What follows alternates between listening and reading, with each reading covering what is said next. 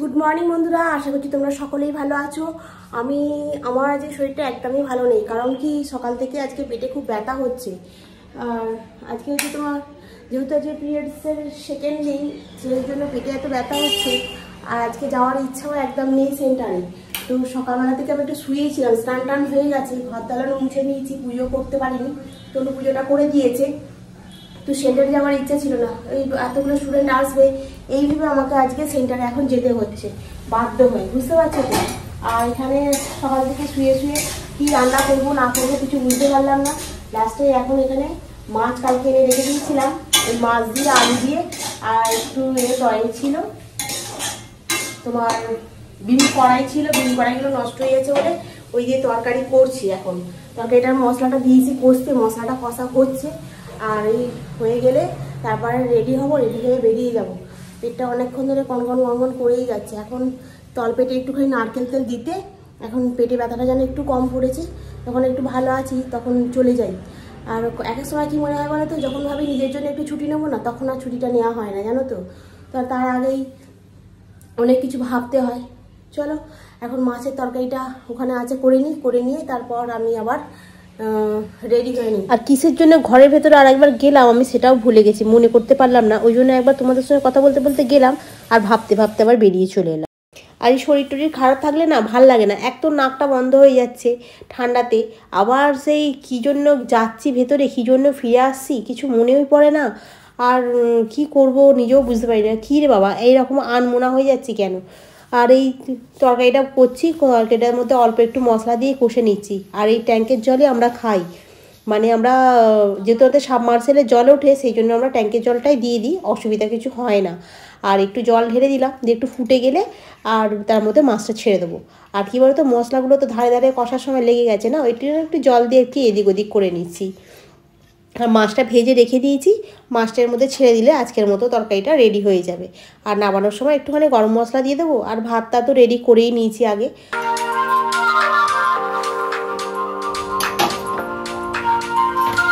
এখানে ভাতটা করে নামিয়ে রেখে দিয়েছি।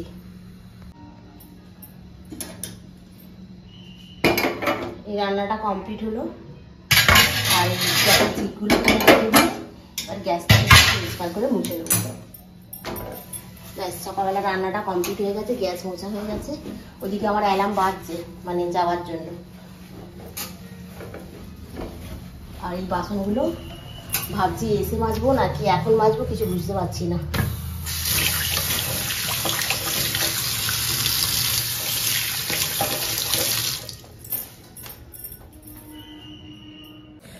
আর এবারে যাই একটু রেডি হয়ে নিই, এবার রেডি হয়ে নিয়ে আবার বেরোতে হবে। ঘরের লাইটগুলো জ্বালাই, গোপালকে তনু সকালবেলা তুলে খেতে দিয়ে তারপরে গেছে পড়তে, ও আসবে। কালকে একটু মাংস আছে, ওকে বলেছি একটু মাংসটা গরম করে নিবি, দিয়ে দুটো মুড়ি খেয়ে নিবি, আর দুপুরবেলা ভাত খেয়ে নিবি। টক দইও কালকে রাত্রিবেলা বসেছিলাম, কালকে রাত্রিবেলা ঠিকই ছিলাম, ভালোই ছিলাম। সকালবেলা থেকে মাঝরাত্রির থেকে পেটে তলপেটে খুব যন্ত্রণা আরম্ভ হয়েছে।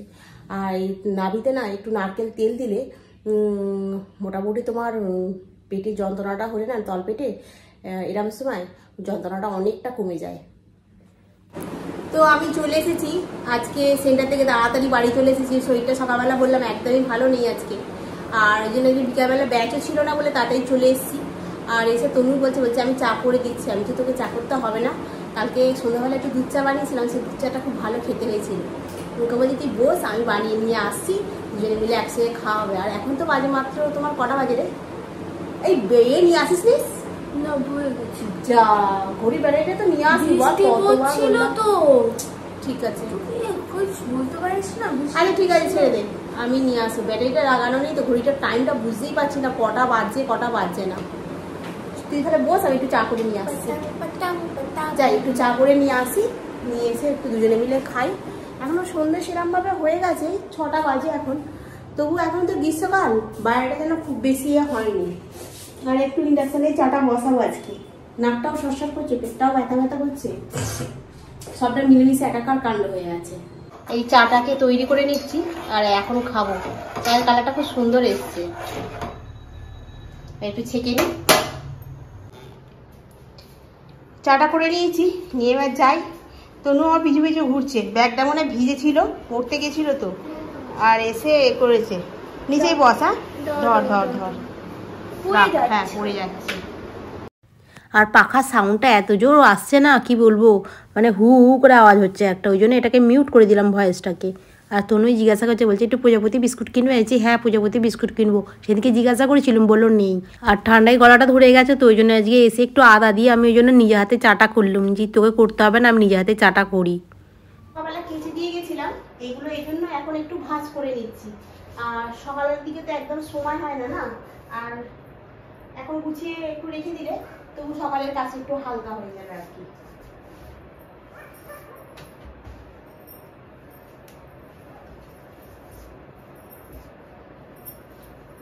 আর একটা কথা তোমাদের সঙ্গে শেয়ার করি, ধরো আমার চ্যানেল যারা তোমরা সাবস্ক্রাইব করছো, যে সমস্ত বন্ধুরা, আমি তোমাদের সমস্ত চ্যানেলকে সাবস্ক্রাইব করে দেবো, সবার চ্যানেলে আমি সাবস্ক্রাইব করে দিচ্ছি, এমনকি আমার এই ব্লগিং চ্যানেল থেকেও অনেককে সাবস্ক্রাইব করেছি আমি। কিন্তু আমি ইউটিউবে না একটা ভিডিওতে দেখছিলাম এরকম সাব টু সাব সাবস্ক্রাইব হলে, মানে ধরো তুমি আমারটা করছো আমি তোমারটা করছি, এতে কি হবে, ইউটিউব তোমার রিচটাও কমিয়ে দেবে, আমার রিচটাও কমিয়ে দেবে।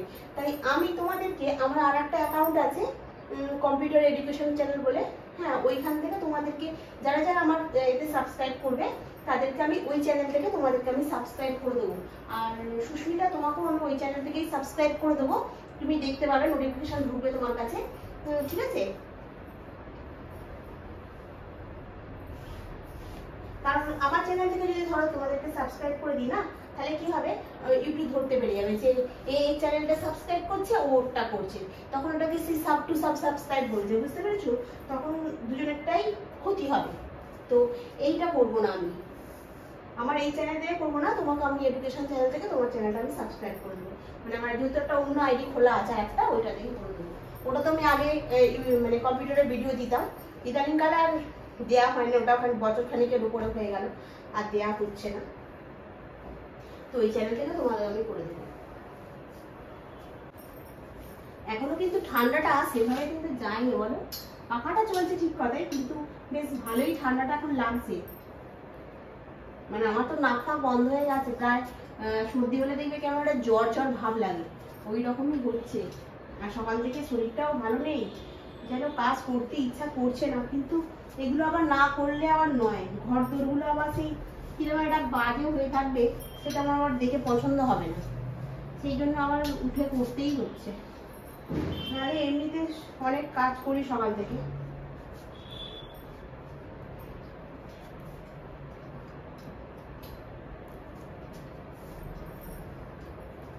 হলো কমপ্লিট, এবার যাবো আবার রান্নাঘরে। আর রাতে তনুর জন্য একটা ডিম ভেজে দিচ্ছি, তরকারি আছে। আর কালকে না পরশুদিনকে দুধ ছিল, আর ওটা জাল দিতে গিয়ে দেখি ছানা কেটে গেছে, মানে দুধটা কেমন একটু কেটে গেছে, মানে ওর মধ্যে একটু ভিনিগার দিলাম, দিয়ে একটু ছানা করে নিলাম, ব্যাস রাতের রান্নাটা কমপ্লিট। এখানে দুধটাকে জাল দিয়ে রেখেছি, একটু ঠান্ডা হলে এখানে দইয়ের জন্য বীজ রেডি করে রেখে দিয়েছি। এই দেখো, এই দুধটা একটু মানে এই হাত দিলে মানে এরকম একটু বোঝা যাবে, এখন একটু গরম আছে। বাসন মাজা কমপ্লিট হয়ে গেছে, এখানে জল ভরে সুন্দর করে গুছিয়ে রেখে দিয়েছি।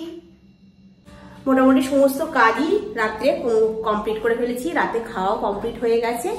আর এই এখন যাবো একটু শুতে, শোয়ার আগে আবার একটুখানি ভিডিওটা যেমন রেগুলার কাজ এডিট করতে হবে। আর এই যে তনু এখানে ঘুরে বেড়াচ্ছে, গেটে চাবি দিয়েছি কিনা একটু দেখে নিবি তো তনু।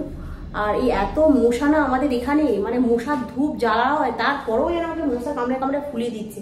আর হাতের এগুলোতে তো মানে কি বলবো, ছ্যাঁক আমাকে রেগুলার খেতেই হবে, মানে কোনোদিন ছ্যাঁক, হ্যাঁ ওই একটা তেল নিতে যাচ্ছি এরম লাগলো ছ্যাঁক, এইরকম। ওকে বন্ধুরা, আজকের ব্লগটা এখানেই শেষ করছি, নেক্সট ব্লগে আবার তোমাদের সঙ্গে দেখা হবে। তোমরা ভালো থেকো, সুস্থ থেকো, গুড নাইট। তোকে যে দেখতে বললাম গেটে চাবি মেরেছি কিনা দেখলি না, বসে বসে সব করে।